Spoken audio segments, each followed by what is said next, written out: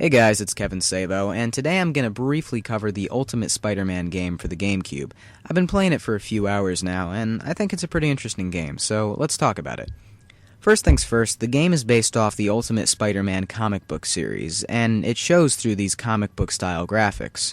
You may think that the graphics just suck, or they're not really on par with what the GameCube is capable of, or don't look as good as some other GameCube games, but it's not that. The game graphics are designed to resemble the comic books, and I think that's pretty cool.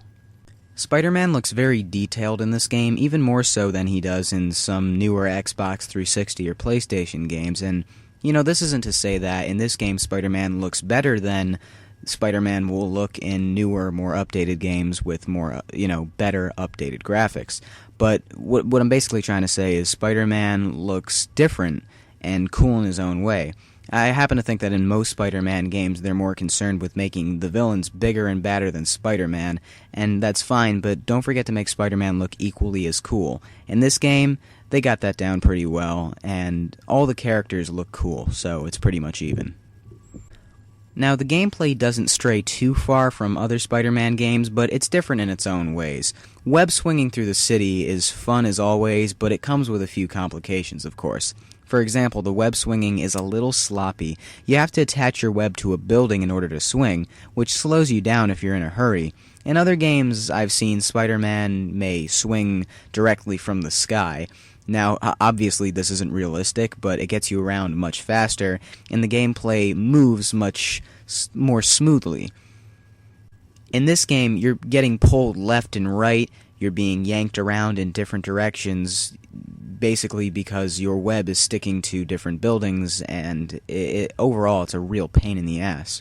But that's Spider-Man's gameplay for you. Very straightforward and simple. One thing you'll definitely need to know when starting out the game is you cannot just slap up on a wall and start wall crawling. You have to press a button to attach to the wall.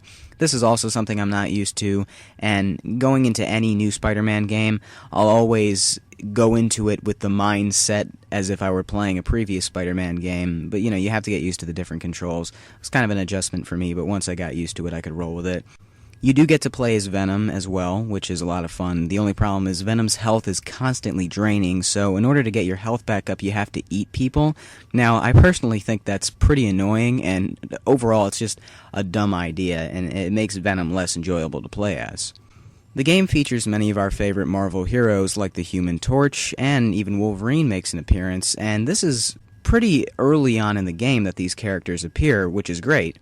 You race the Human Torch as Spider-Man, which is highly annoying. The Human Torch is such a jerk, he's actually listed as a villain rather than a friend of Spidey's. Then when you play as Venom, you get to fight Wolverine. This is a lot of fun, even though I think Wolverine is a graphical mess. Don't be fooled and think you can simply eat Wolverine like you can eat other people. It's not going to work. You have to endure an insane battle, but luckily your life does not continue to drain during the battle, and if you want to restore your life, you can actually eat a person that's in the surrounding area. Don't expect any checkpoints. No matter how close you get to the end of the mission or boss battle, if you fail, you have to start from the beginning.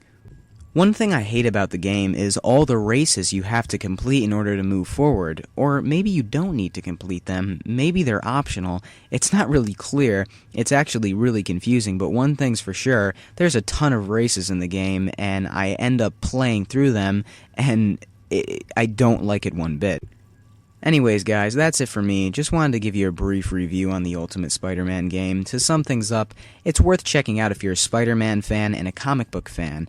It's not for everyone, and it's definitely different and also entertaining in some aspects, but annoying in others. Still, you may want to give it a try for yourself and see what you think, because it is kind of cool.